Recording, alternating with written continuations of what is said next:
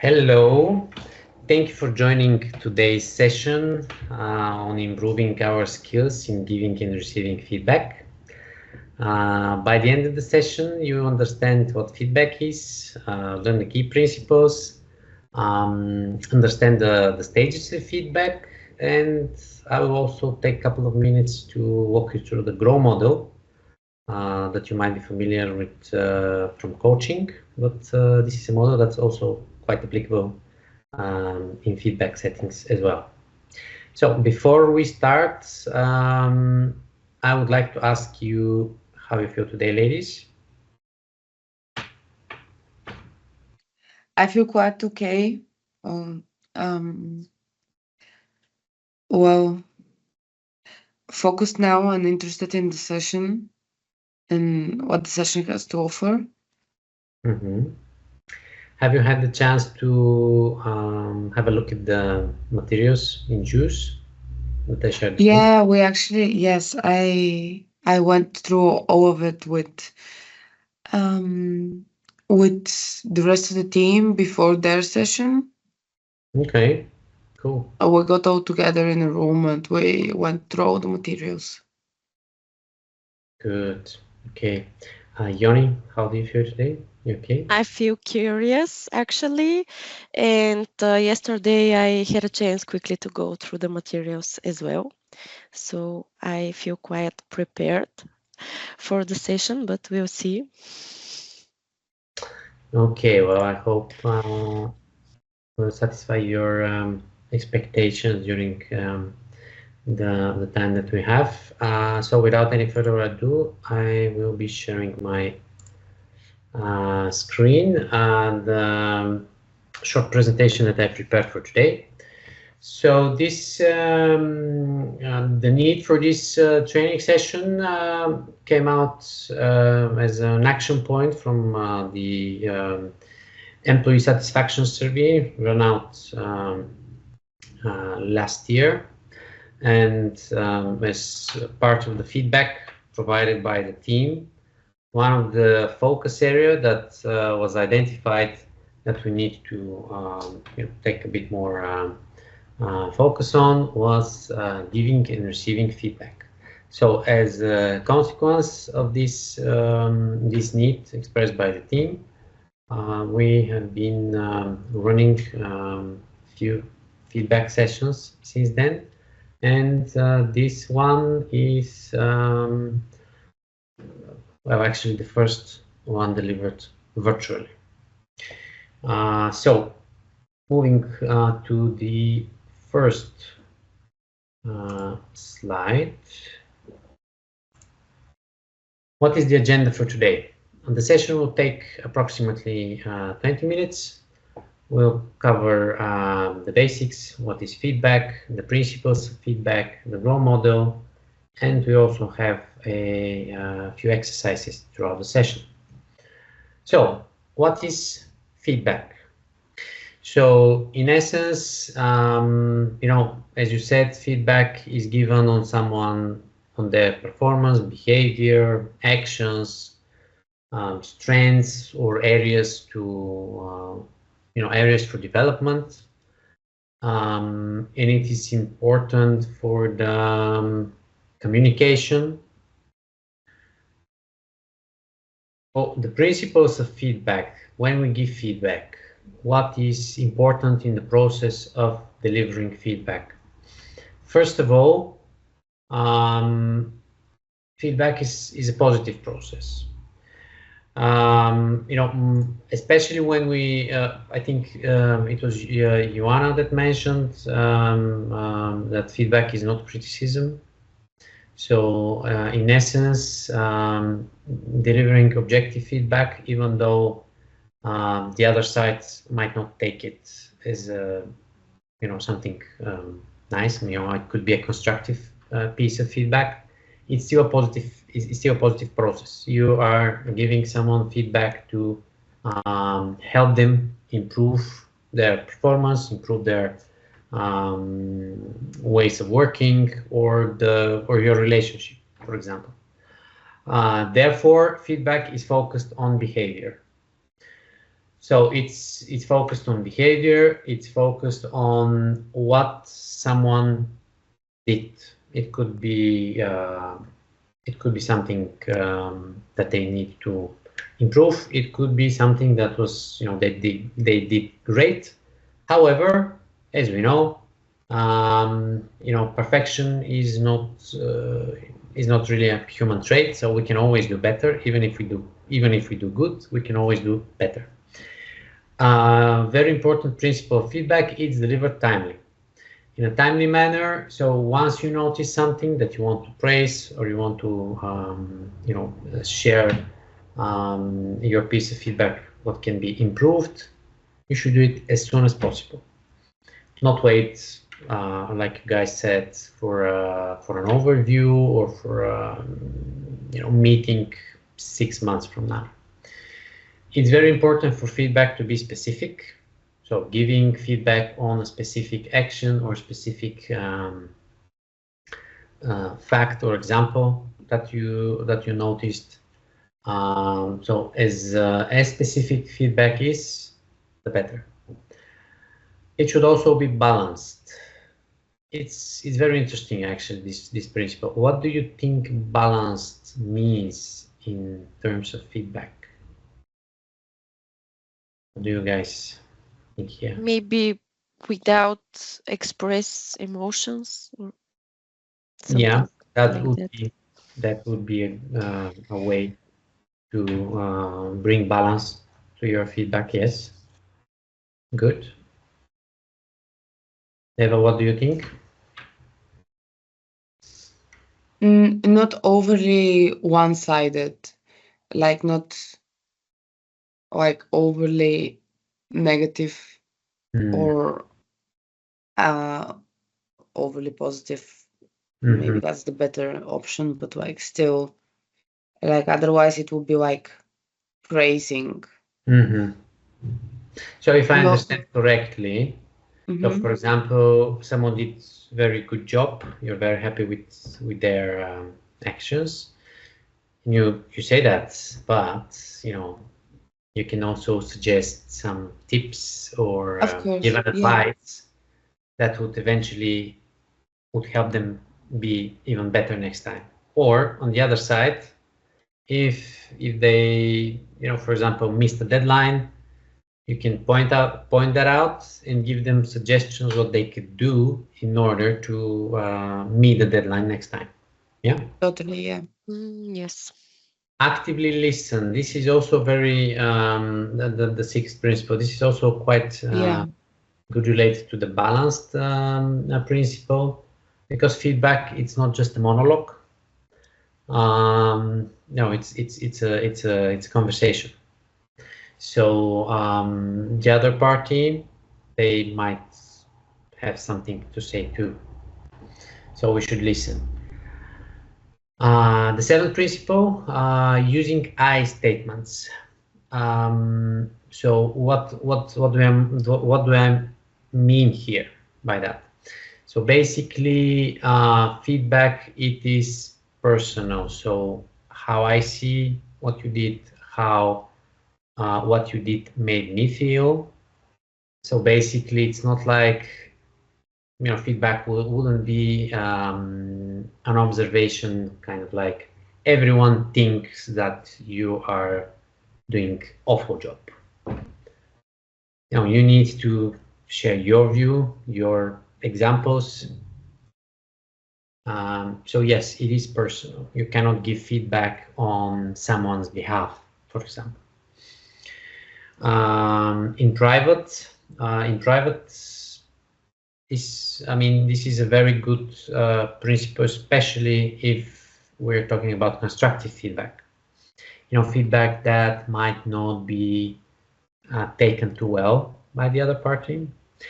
Of course, if it is just praising or celebrating someone's success, I would say it would be great if you do it in front of others. Let's say during a meeting, a team meeting, or other group setting. Wouldn't hurt. I think it would even make the other person feel better about themselves. offer solutions. So it's a good principle that when we deliver feedback, we can offer solutions. I mean, of course, the other party might decide not to follow our advice or to take another way of action. That's okay, but we should also offer some solutions that we might think are going to add value in the process. And last but not least, to follow up. So once you deliver feedback, you can catch up in a week or month, depending, of course, on the feedback timeline with the other party, just to check in and see what's going on. So basically, following up. Of course, there might be dozens of other principles of feedback. I tried to sum up and to provide maybe the most crucial ones that I see as such, and this is my top 10. So having the basic principles in mind, let's have a quick look on the stages of feedback. So feedback is a quite simple process. I mean, it might not be easy, but it's simple. And to support us, to aid us in the process of delivering feedback, here is this little diagram showing the 4 stages. So first of all, we evaluate the situation. What does this mean? So we basically observe a behavior or notice someone's performance, regardless if the performance is good or if it needs some improvement. And we evaluate, if this is something that we can provide feedback on. The next step or the next stage would be the planning stage. So once we decide that we would like to address the behavior or the performance, then we plan what we are going to say, what examples we are going to provide, specific examples, in order to support our feedback. And then, of course, once we have planned our feedback, it comes, the time to deliver the feedback. So in order to deliver the feedback, we should be clear, be brief, and also ensure that the other party understands it. So this would mean, again, we're having a dialogue, and there might be some questions from the other side, maybe some need to clarify what we're trying to, what is the message that we're trying to convey. Once we deliver the feedback, once we have expressed our observations, our feelings, we just and provided some solutions, of course, then we give the other party some time, some chance to implement the feedback that they received. And as a final stage, we do a follow-up check-in with the recipient of our feedback to see if they're implementing it, if they need some support, or overall what is the status, what's happening. Any questions on the principles or the stages of feedback before we move on to the GROW model? No, I'm fine. Okay. Eva, you're shaking hand. I guess this means you're okay. No, I'm good. Thank you. Okay, great. So the GROW model. As I mentioned, this is something that's widely used during coaching sessions. I presume that you might have heard about the GROW model or that you are familiar with it. So before I share a few minutes on that, can you just let me know if you have any previous experience with the GROW model? No. Okay. So the GROW model, it's called GROW because it is this is an abbreviation of the 4 keywords in the model, but it also points out the intention of this model. It is to grow someone's abilities, skills, capabilities, overall improvement of someone's performance and behavior. So it's again four stages. So we identify what is the goal, what do we want to achieve, or what would the other party need to achieve. Then we should evaluate what is the current situation. So for example, someone is let's say processing just a couple of attendance sheets an hour, and in order to improve their performance and their their ability to be able to work quickly, more quickly than we need to have the facts. So what is the current situation? Then, once we identified the reality or the situation that we're currently in, it's time to evaluate what are our options, what could be done in order to improve the performance or to make it even better if it is already quite good. And last but not least, what will you do? So basically, this is why I said it's quite related to coaching. In this setting, instead of giving the other party solutions or suggesting some advices or what do you think would help them to be better and to improve their performance, in this stage here, based on the GROW model, it would be the recipient of your feedbacks. They have to identify the future actions that will help them to improve. Of course, you can navigate them. You can through questions or suggestions, you can help them to get there. The whole aim here is to make sure that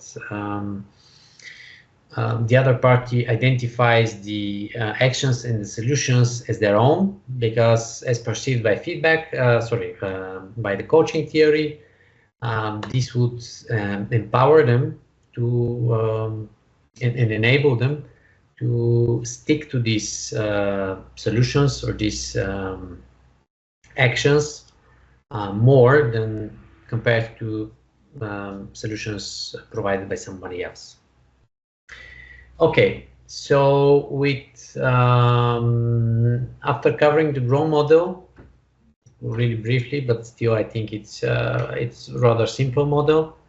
Do you have any comments or any questions? Anything that you would like to share here? Not for the moment for me. Okay, cool. So, well, thank you very much for the attention. I hope that this was informative and interesting facts to learn. The session is rather brief, but I think it's important to lay the foundations.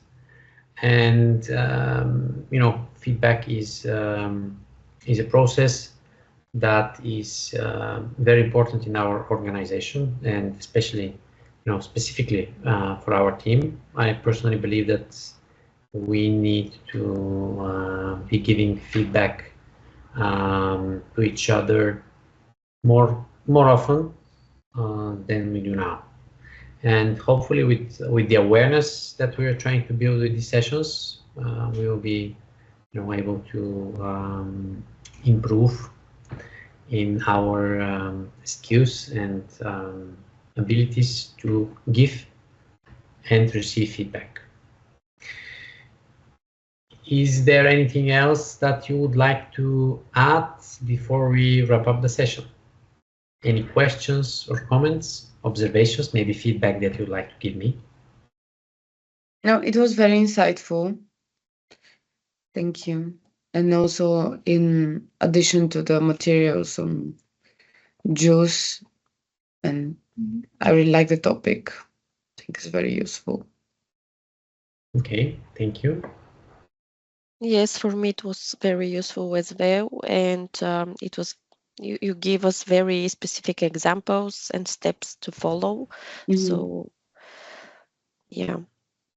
Okay, I can share the PowerPoint deck after the session if you like. Yes, please.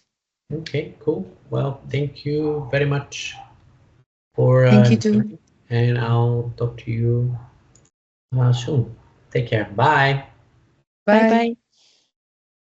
bye. Dani?